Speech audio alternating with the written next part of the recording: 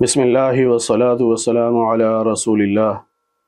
وعلی آلہ واصحابہ اجمعین الی یوم الدین۔ نبی پاک صلی اللہ علیہ وسلم نے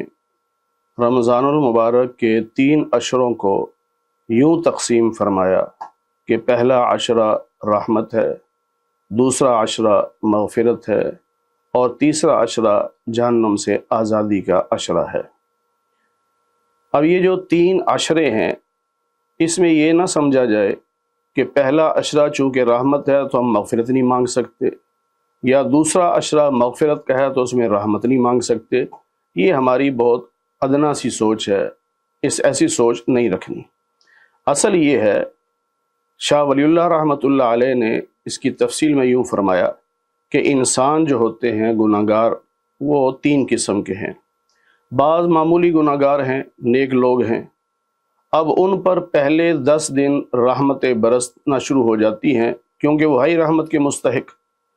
لیکن دوسرے درجے کے مسلمان ہیں جو گناہ گار ہیں اور وہ توبہ نہیں کر رہے، تو پہلا عشرہ رمضان کا مسلسل رحمتیں ان پر برسی، تو دوسرے عشرے میں وہ اس قابل ہو گئے کہ اللہ تعالیٰ نے ان کی مغفرت کا بھی اعلان کر دیا۔ اور کچھ لوگ ایسے ہوتے ہیں کہ جو بہت ہی زیادہ گناہ گار ہوتے، تو پہلا عشرہ رحمت برستی رہی، دوسرے عشرے میں مغفرت کے فیصلے ہوتے رہے، تیسرا عشرہ جب داخل ہوا تو یہ گناہ گار بھی 2 عشروں میں عبادت کر کے اللہ کی بات مان کے اس قابل ہو گیا کہ اللہ تعالیٰ نے اس کو جہنم سے آزادی کا پروانہ دے دیا۔ تو یہ مطلب ہے کہ پہلے عشرے میں جو نیک لوگ ہیں ان پر تو شروع ہی سے رحمتیں برسنا شروع ہو جاتی ہیں، اور دوسرے عشرے میں وہ جو عام لوگ تھے پہلے عشرے کی رحمتیں سمیٹ کر وہ اس قابل ہو گئے کہ ان کی مغفرت کا اعلان ہو،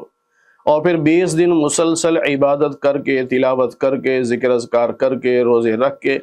بہت زیادہ گناہ گار بھی اس قابل ہو گئے کہ اب ان کو بھی جہنم سے آزادی نصیب ہو جائے۔ تو یہ 3 عشروں کی جو تقسیم نبی پاک صلی اللہ علیہ وسلم نے فرمائی ہے، اس کا مطلب یہی ہے کہ بہت سارے جو گناہ گار زیادہ گناہ گار ہیں، آخری عشرے میں وہ بھی اس قابل ہو جاتے ہیں کہ جہنم سے آزادی مل جاتی ہے۔ اس لیے ان عشروں میں یہ سمجھنا کہ پہلے عشرے میں ہم مغفرت نہیں مانگ سکتے، ایسا نہیں ہے۔ آپ مغفرت کی دعائیں کریں، ذکر اذکار کریں، جو اللہ سے مانگنا ہے مانگیں، لیکن مطلب یہ ہوتا ہے